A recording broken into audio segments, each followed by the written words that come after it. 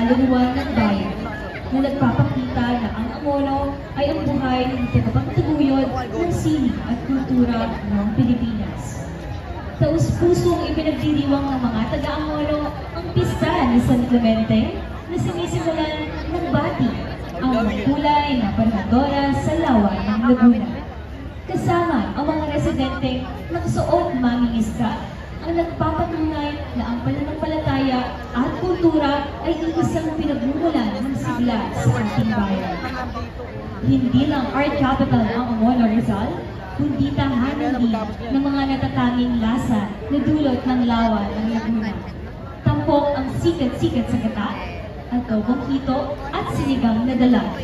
Ang mga pagkain ito ay naglalarawan ng kasaganaan at malinis na pamumuhay ng mga residente na nagpapatunay na ang yaman ng Angono ay matatagpuan hindi lang sa sili, kundi pati sa hapag-kainan.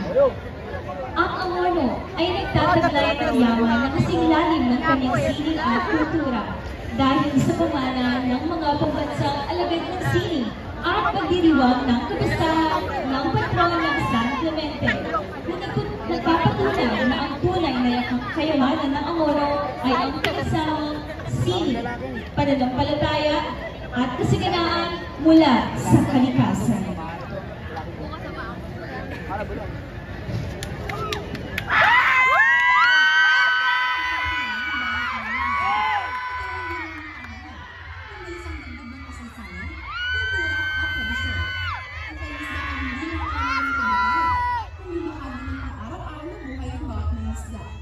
Ang sabuan ay simbolo ng kasipatan at pagpupunagi. Sa bawat pagsagwan, ang may isda ay hindi lang naglalaro, kundi nagpapatuloy ng isang ng buhay. Ang Sierra Bati ay isang mahalagang bahagi ng mayamang kultura ng Angono. Ito ay hindi lamang simpleng pag-inda, kundi isang masigla na ituwalang pagbati, pasalamat at pagpapakita ng malalim na pananampalataya. Ang Gigantes ay nagsisilbing patuloy na ang Angono ay hindi lamang isang bayan, kundi isang bayan.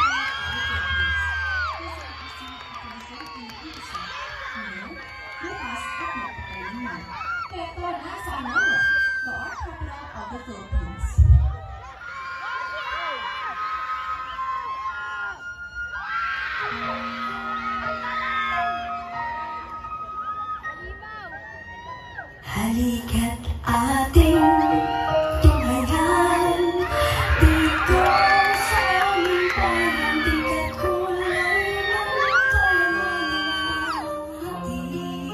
natin.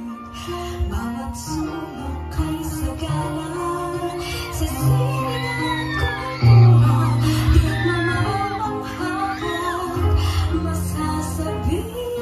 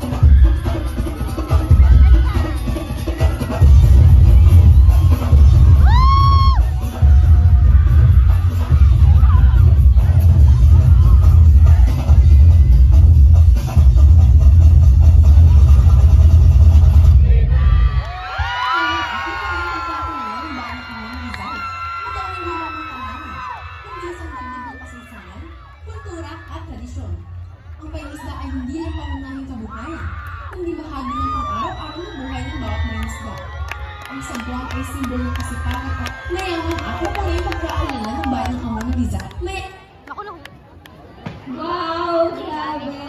From the facial expressions, there are so much things going on. From the facial expressions, the movements, the costumes, talagang alam mong bigay todo.